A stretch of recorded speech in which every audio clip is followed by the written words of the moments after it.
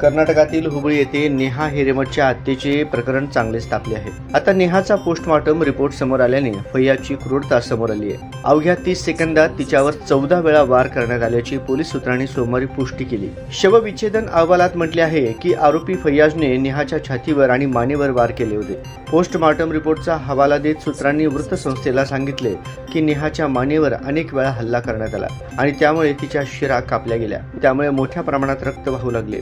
त्यानंतर नेहाचा मृत्यू झाला। पोस्टमॉर्टम रिपोर्टचा हवाला देत पोलीस सूत्रांनी सांगितले की नेहाच्या छातीवर आणि पोटावर आधी हल्ला झाला होता, पण ती पडताच फैयाजने तिच्या संपूर्ण शरीरावर चाकूने वार करण्यास सुरुवात केली। नेहा हिरेमठ आरोपींनी तिचा गळा चिरण्याचाही प्रयत्न केला होता। नेहा हिरेमठ ही हुबळी येथील BVB कॉलेजमध्ये MCAचे शिक्षण घेत होती। तिचा प्रियकर फैयाज कोंडिकप्पा याने तिची हत्या केली आहे। दोघेही BCA मध्ये एकत्र शिकत होते आणि मित्र होते। फैयाजने BCA नंतरचे शिक्षण थांबवले होते। नेहाचे वडील आणि काँग्रेस नगरसेवक म्हणाले की आरोपीला अनेक वर्षांपासून मुलीचे जबरदस्तीने धर्मांतर करायचे होते।